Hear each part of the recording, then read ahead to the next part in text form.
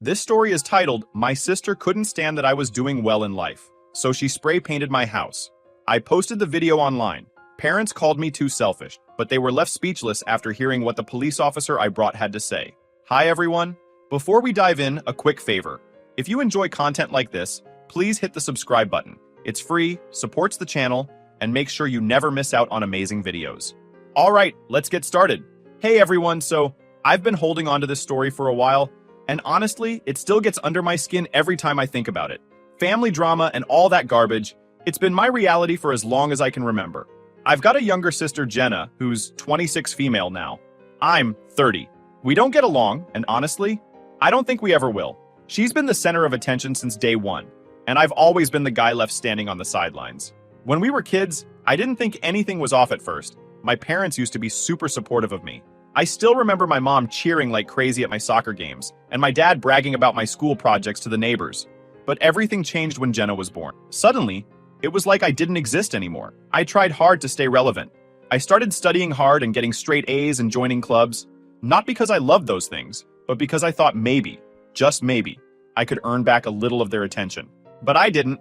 No matter what I did, Jenna was always the star of the show. And the crazy part, she didn't do anything special to earn it. She just had this way of soaking up all the attention, even when it wasn't supposed to be about her. Let me give you an example. My 18th birthday. My parents threw me a party, and for once I thought, hey, maybe today will actually be about me. Midway through the party, we get a call from the police. Jenna, who was 14 at the time, had been caught vandalizing some property with her friends. Her friends ran off, but Jenna got caught. My dad, being a cop, pulled some strings and got her off with a warning. By the time they brought her home, the party vibe was completely gone. I just sat there cutting my cake by myself while my parents lectured Jenna in the kitchen. And that wasn't even the worst of it. There was a final straw that changed everything.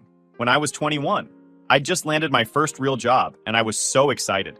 I came home ready to celebrate with my family, but Jenna had other plans. She shows up with her high school boyfriend and announces that they're engaged. This despite the fact that she was only 17.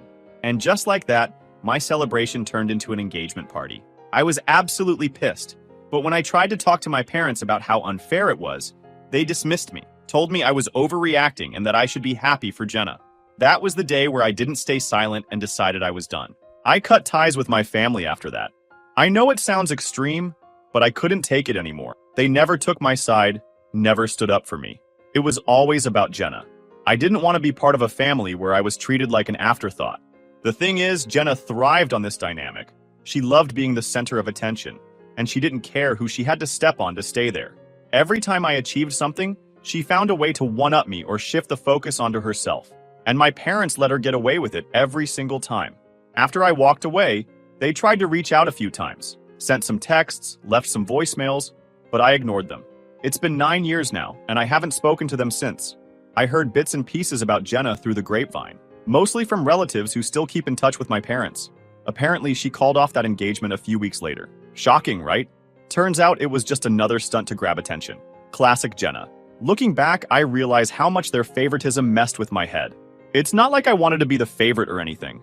I just wanted to feel like I mattered, like my achievements were worth something. But no matter what I did, Jenna always managed to overshadow me. And my parents? They encouraged it, whether they realized it or not. The thing about Jenna is that she's not just selfish, she's manipulative. She knows exactly how to play people, how to get them on her side.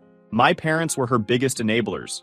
Every time she screwed up, they were right there to clean up her mess. Meanwhile, I was left to fend for myself. It wasn't easy walking away from my family, but it was necessary. I needed to put some distance between us, to focus on myself for once. I started fresh.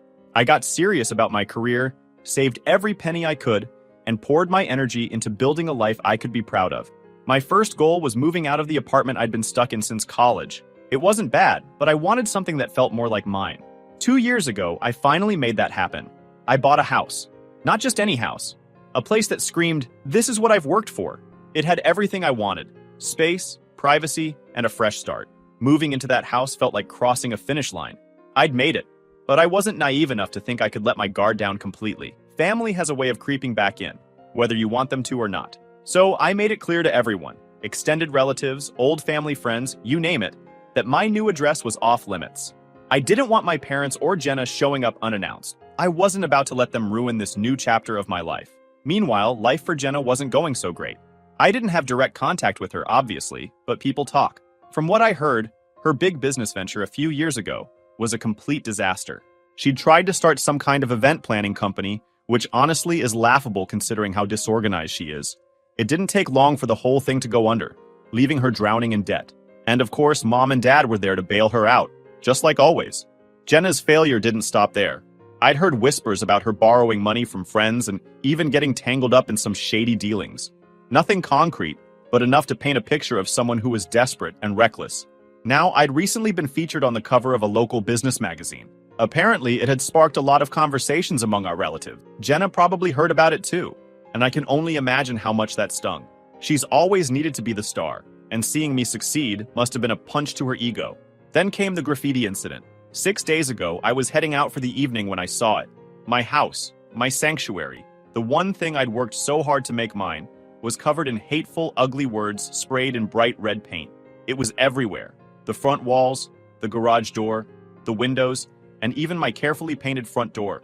Words like fraud, bitch, and loser were scrawled across my property in chaotic, jagged letters. It wasn't just vandalism, it was a personal attack, a direct hit on everything I'd built for myself. I stood there frozen, my keys dangling in my hand. I tried to process what I was seeing. My first thought was, why? What did I do to deserve this? I felt a mix of anger, confusion, and heartbreak, all swirling into one overwhelming storm. As I walked closer, I noticed smaller details. The paint was still wet, dripping down the walls in uneven streaks. Whoever did this had just been here. My mind raced. Was it random? A neighbor with a grudge? But then I saw something that made my blood run cold. A faint trail of muddy footprints leading away from the scene, toward the sidewalk. They were small, like a woman's shoes. Suddenly, the pieces clicked together. I stormed inside and went straight to the security cameras. I'd installed them for peace of mind, never really thinking I'd need them for something like this. My hands shook as I rewound the footage, desperate to know who had done this. And there she was, Jenna. She'd tried to disguise herself with a hoodie, but I'd recognize her anywhere. The way she moved, the little glance she threw over her shoulder, it was unmistakable. The cameras caught her face just enough to leave no doubt. But that wasn't all. As I stared at the screen, I noticed something else. Her handwriting. The jagged, messy letters on the walls matched exactly with the notes she used to leave around the house when we were kids. She used to write me nasty messages and slip them under my door whenever we fought. It was like her calling card. The realization hit me like a ton of bricks. Jenna didn't just want to hurt me. She wanted to make sure I knew it was her. At first, I didn't know what to do. My gut reaction was to call the cops. Vandalism is a crime, and she needed to face the consequences. But then I remembered who I was dealing with. Dad might be retired now, but he still had plenty of friends in the police department. Jenna had been using those connections to dodge accountability for years. I knew exactly how it would play out. I'd file a report, Dad would make a few calls, and Jenna would walk away without so much as a slap on the wrist. The thought of her smirking, knowing she'd gotten away with it again, made my blood boil. That wasn't good enough for me. I decided to handle it my way. I grabbed my phone and started documenting everything. I took pictures of every hateful word, every streak of paint, and every inch of damage. I even recorded a video of myself standing in front of the graffiti, explaining what had happened. Then, I pulled up the security footage and took screenshots of Jenna in action. My heart raced as I pieced it all together, but I didn't hesitate. I was done staying silent. That night, I posted everything online. I didn't name Jenna outright, but I didn't need to. Anyone who knew us, family, old friends, distant relatives, could easily connect the dots. The caption was simple. This is what happens when someone can't handle your success. Proof included. The response was immediate. The post blew up within hours, gaining likes, shares, and comments faster than I could keep up. People were furious on my behalf. Strangers I'd never met were calling Jenna out for her behavior, and friends were flooding my inbox with messages of support. Even relatives who'd stayed neutral for years started chiming in, expressing shock and disgust at what Jenna had done. For the first time in years, I felt like I had the upper hand. Jenna wasn't going to walk away from this without facing real consequences. And if my parents wanted to defend her, that was their choice. But they'd have to live with the fallout. I spent the rest of the night repainting the front door and scrubbing off the paint where I could. It wasn't just about fixing the damage, it was about reclaiming my space. By the time I was done, I was exhausted but oddly satisfied. The graffiti was gone, but the post stayed up. This wasn't just about exposing Jenna, it was about standing up for myself. For too long, I'd been silenced, ignored, and dismissed. Not anymore. By the end of that week, I'd repainted the house and cleaned up the mess Jenna had made. It didn't cost me that much, and I didn't bother cleaning. I somehow felt some satisfaction. The post stayed up. It wasn't just about exposing Jenna, it was about reclaiming my voice.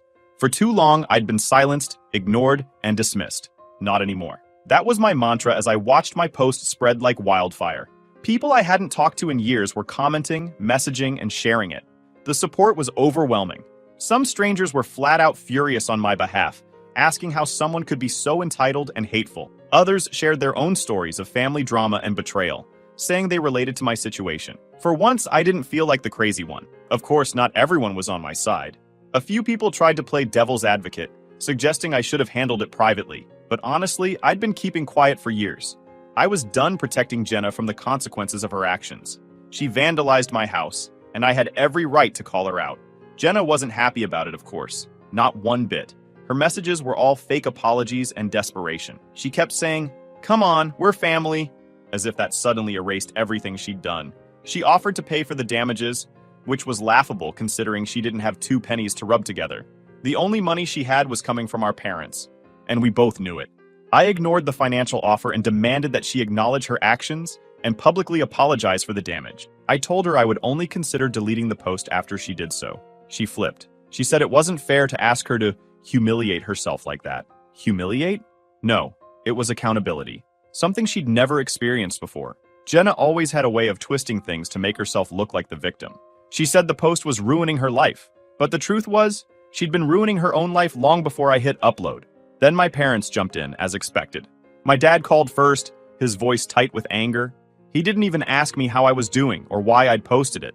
He went straight to defending Jenna. "You need to take that post down. Do you realize what you've done to your sister's reputation?" he barked, as if Jenna's reputation was my responsibility. I told him Jenna should have thought about that before spray painting my house. Dad wasn't having it. He started throwing around phrases like family unity and we need to stick together.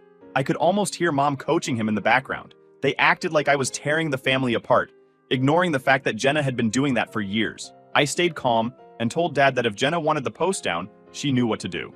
I wasn't budging. Later that day, Mom called. She tried a different tactic, hitting me with the guilt trip. She started crying, saying, "I never thought you'd do something like this. You're better than this." Better than what? Standing up for myself? She admitted they'd treated Jenna and me differently growing up, but then said, "We've tried so hard to fix things with you, and this is how you repay us?" I couldn't believe what I was hearing. Fix things? They'd ignored me for years, excused Jenna's behavior, and now they were playing the victim? I told her that if she wanted to fix things, she could start by holding Jenna accountable. She kept sobbing, saying I was being unfair. I let her cry it out, but I didn't change my mind. The comments on the post kept rolling in, and eventually, some of Jenna's old friends chimed in. They brought up things I didn't even know about. Girls' fights she'd started, scams she'd run, and other shady behavior. The more people talked, the clearer it became that Jenna's reputation wasn't something I'd ruined. She'd done that all on her own. At this point, Jenna was desperate. She sent me another message, this one angrier than the last. She accused me of being a wannabe martyr, said I was blowing things out of proportion, and even called me jealous. Jealous? Of what? Her debt? Her dad launched into some speech about family and forgiveness, while Mom tried her best to look upset. The lawyer handed me some papers, saying the post was defamatory and needed to come down. I skimmed the documents, handed them back, and said, "If you want to sue me, go ahead. But good luck explaining why Jenna was caught on camera vandalizing my property." My uncle tried to mediate. "Look, I know Jenna messed up, but this is getting out of hand. Let's sit down and work this out." I agreed, but the moment Jenna walked in, she started yelling about how I'd ruined her life. "You don't even know what you've done," she said, pacing around the room. I stayed silent and unresponsive, letting her rant, which seemed to piss my dad off. He exploded. He slammed his fists on my coffee table so hard that it broke, the wood splitting and collapsing. The room went silent as everyone stared at the damage. Dad glared at me and shouted, "Are you just going to sit there and do nothing? This is your family and you're tearing it apart." I didn't respond. I just stared at him. That seemed to make him angrier, but my uncle stepped in to pull him back. No one said anything for a while. The tension thick in the air. Finally, Mom spoke. "Please, take it down. Do it for the family." "No," I said. "Jenna made her choices, and now she's dealing with the consequences. I'm not fixing this for her." Dad stormed out without another word. Jenna followed, slamming the door. Mom hesitated, looked at me, then left too. I glanced at the broken coffee table, sighed, and sat back down. It was clear now more than ever they weren't going to change, and I wasn't going to help them. After they left, I sat down and scrolled through the comments on my post. The support was still pouring in. People were sharing their own stories, thanking me for standing up to someone toxic. It felt good to know I wasn't alone. The next few days were tense. Jenna kept sending me messages, ranging from fake apologies to outright threats. "You're ruining my life," one read. Another said, "If you don't take it down, I'll make sure you regret it." Classic Jenna, always trying to bully her way into getting what she wanted. I didn't respond. Engaging with her felt like pouring gasoline on a fire. Then, things escalated. My uncle called and tried to play mediator again. "Listen," he said, his tone way too calm for my liking. "Jenna's struggling right now. You have no idea what this post is doing to her." "Struggling?" I shot back. "She vandalized my house and you're worried about her feelings? Maybe she should have thought about that before grabbing a spray can." My uncle sighed, clearly frustrated. "It's not just about her, you know. Your dad's reputation is on the line too. People are starting to talk." That part got my attention. I hadn't even thought about how this might blow back on my dad. He'd spent years covering for Jenna, and now it was catching up to him. But instead of feeling bad, I felt vindicated. For once, their perfect little facade was cracking. The next day, Jenna showed up at my house, pounding on the door hard enough to wake the neighbors. I opened it, and before she could push her way in, I stepped in front of her, blocking her path. "What do you want, Jenna?" I asked, keeping my tone firm. "We need to talk," she said, trying to sidestep me. "You're not coming in. Say whatever you have to say right here," I replied, standing my ground. She looked annoyed but didn't argue. "Fine. That post? You need to take it down. Now." I crossed my arms. Not happening. Her frustration was written all over her. She glanced behind me, as if weighing her chances of barging past. "You've ruined everything. My life, my reputation. Do you even care? Did you care about my house when you vandalized it? Did you care about my life or reputation then?" I asked, holding her gaze. She threw her hands in the air. "This isn't fair. You don't know what I've been through." I took a step forward, closing the gap. "You're right. I don't. But that's not my problem, Jenna. You made your choices, and now you're dealing with the consequences." Her eyes darted to the side, looking for something to latch onto. I saw her glance at a flower pot on my porch, her hand twitching like she might grab it. Before she could, I stepped in front of it. "Don't even think about it."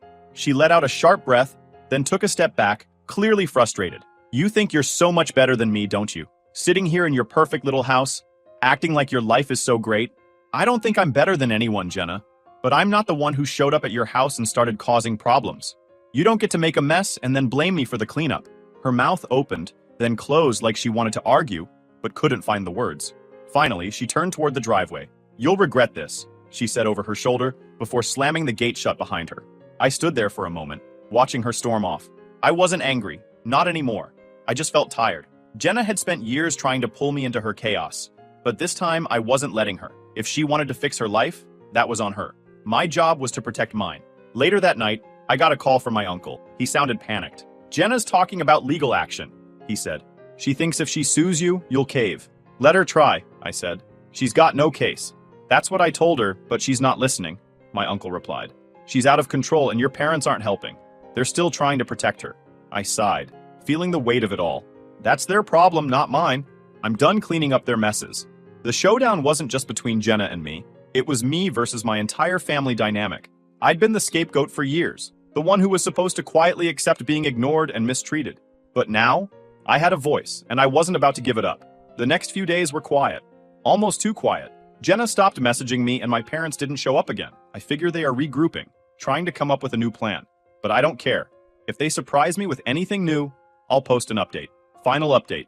Hey guys, just like I promised you, I came back with an update since unexpected scandals started revealing. A few days after my uncle's call, my hunch was confirmed. My post had gained even more traction, and the comments were relentless. People were sharing it, dissecting the security footage, and even digging up more dirt on Jenna. It was like the internet had decided to be my personal investigator. Some of the stories coming to light were shocking, even to me. Apparently, Jenna had been involved in more than just vandalism. People were coming forward with tales of unpaid debts, shady business deals, and even accusations of drug dealing. Someone shared a screenshot of a group chat where Jenna had been bragging about getting away with stuff because of Dad's connections. That screenshot went viral, and suddenly, the story wasn't just about me. It was about a corrupt system that protected people like Jenna. The fallout hit my parents hard. Dad's reputation, which he'd built over decades as a respected officer, was crumbling. His name was being dragged into every comment thread, with people accusing him of covering up Jenna's messes for years. And honestly, they weren't wrong. Dad had enabled Jenna his entire life, bending the rules to shield her from consequences. Now, it was all catching up to him. Mom wasn't handling it well either. She'd always been the emotional one, but this was different. I heard through a relative that she'd started seeing a therapist, which frankly was long overdue. Jenna, predictably, was in full meltdown mode. The last I heard, she was staying with a friend, trying to lay low. She'd deleted all her social media accounts, probably to avoid the barrage of messages calling her out. But it was too late. The damage was done, and everyone knew what kind of person she really was. Then, the legal consequences started piling up. Someone had anonymously reported Jenna's vandalism to the police, and since the footage was already public, there wasn't much Dad could do to intervene. Jenna was arrested and charged, not just for vandalizing my house, but for several other incidents that had come to light through the post. The cherry on top? The accusations of drug dealing were serious enough to warrant an investigation. Jenna's reckless behavior was finally catching up to her, and there was no escaping it this time. For me, the fallout was oddly validating.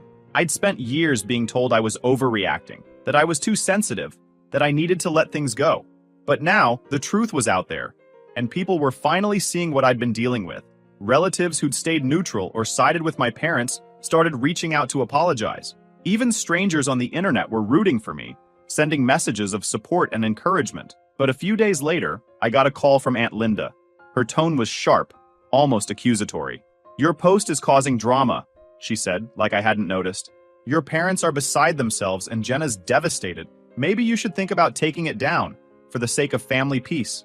I let her words hang in the air for a second before replying. "Have you even seen the footage, Aunt Linda?" I asked, keeping my voice calm. There was a pause. "I don't need to," she said defensively. "This is a private matter. Airing dirty laundry online only makes things worse for everyone." I couldn't believe what I was hearing. Even with all the evidence, some people still wanted to protect Jenna. It wasn't about right or wrong to them.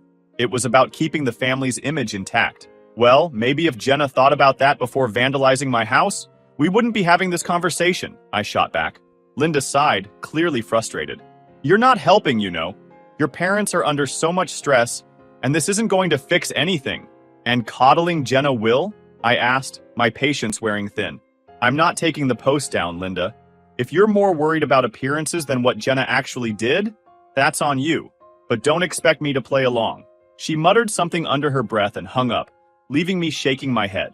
It was wild to me that even after seeing the proof, some people still thought I was the problem, despite how others see it. The real problem is that my parents still couldn't see the bigger picture. They kept blaming me for everything, insisting that if I'd just taken the post down, none of this would have happened. It was maddening. Jenna had made her own bed, and yet, somehow, I was the villain for refusing to clean up her mess. And since they chose their side, they had to deal with the consequences. The other night, I got a text from my uncle. "Your dad lost his job today," it read. I stared at the screen, unsure how to feel. Dad's involvement in covering up Jenna's antics had finally caught up to him, and the department had no choice but to let him go. Part of me felt sorry for him. He'd worked hard for that career, but another part knew this was the only way he'd ever learn. He'd spent years enabling Jenna, and now he was paying the price. Mom tried calling me that same night, but I didn't pick up. I wasn't ready to deal with her tears or her guilt trips. Instead, I sat on my couch, scrolling through the latest comments on the post. People were still sharing their own stories of dealing with toxic family members, and it was comforting to know I wasn't alone. For so long, I'd felt like the odd one out, like I was the problem. But now I realized I wasn't. I was just the only one brave enough to stand up to Jenna and my parents. The next day, I got another message, this time from one of Jenna's old friends. They thanked me for exposing Jenna, saying they'd been taken advantage of by her for years. "It's about time someone called her out," the message read. That hit me hard. Jenna hadn't just hurt me, she'd hurt so many people, and my post had given them the courage to speak up. Eventually, Jenna's case went to court. She pleaded not guilty, of course, but the evidence was overwhelming. Between the security footage, the group chat screenshots, and the testimonies from people she'd wronged, there was no way she was getting out of this. The judge sentenced her to 4 years in prison, with no chance of parole. It was a harsh sentence, but one she deserved. As for my parents, they'd gone quiet after the sentencing. I imagine they were embarrassed, maybe even angry, but there was no more denying the truth. Their golden child had turned into a disaster of their own making. Dad's career was over, Mom's emotional state was fragile at best, and their once perfect family image was shattered. It wasn't the outcome I'd hoped for when I first posted the footage, but I can't say I was surprised. Enabling someone like Jenna always comes with consequences. Meanwhile, I threw myself into my work. My business was thriving, and I wasn't about to let family drama derail that. But as much as I wanted to leave everything in the past, there were reminders I couldn't ignore.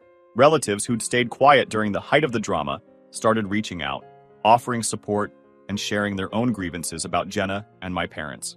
Some apologized for not speaking up sooner, while others just wanted to vent. It was validating, but also exhausting. Everyone seemed to have a story about how Jenna had wronged them, or how my parents had let it happen. One day, I got a letter in the mail from Mom. It was long and handwritten, full of apologies for how things had turned out, for how she and Dad had treated me, and for not stepping in when Jenna's behavior got out of hand. But even as I read her words, I couldn't shake the feeling that something was missing. She didn't take responsibility for enabling Jenna. She didn't acknowledge the years of neglect I'd endured. It felt like a surface-level apology, one designed to ease her guilt, rather than truly make amends. Jenna, on the other hand, had stayed completely silent. I hadn't heard a word from her since her sentencing, and I didn't expect to. Whatever relationship we might have had was long gone, and I was okay with that. Jenna had made her choices, and now she was living with the consequences. I didn't owe her anything. Not my forgiveness, not my understanding, and certainly not my time. As the months turned into a year, I focused on building a life that felt true to me. I traveled more, met new people, and even started dating again. It wasn't easy letting my guard down after everything I'd been through, but I was determined not to let my family's dysfunction define me. I deserved better, and for the first time in my life, I was giving that to myself. Looking back, it's hard to believe how much has changed. The person I was before all of this, the one who stayed quiet, who let Jenna and my parents walk all over her, feels like a strain. I'm not that person anymore, and I'm proud of the growth I've achieved. It wasn't easy, and there were days when it felt like the weight of it all might crush me. But I made it through, and I came out stronger on the other side. The post that started it all is still up. Not because I need the validation or the attention, but because it's a reminder of how far I've come. It's a symbol of the moment I took control of my life and stood up for myself. And while I don't dwell on it anymore, I'm glad it's there. A testament to my strength and resilience. Moving on doesn't mean forgetting. It means learning from the past, taking those lessons, and using them to build a better future. That's what I'm doing now. Jenna, my parents, and the chaos they brought into my life are just chapters in my story. Important ones, sure, but not the whole book. The best part? I'm finally in control of my own story, and for the first time, I'm genuinely excited about where it's headed. Thanks for sticking around and reading.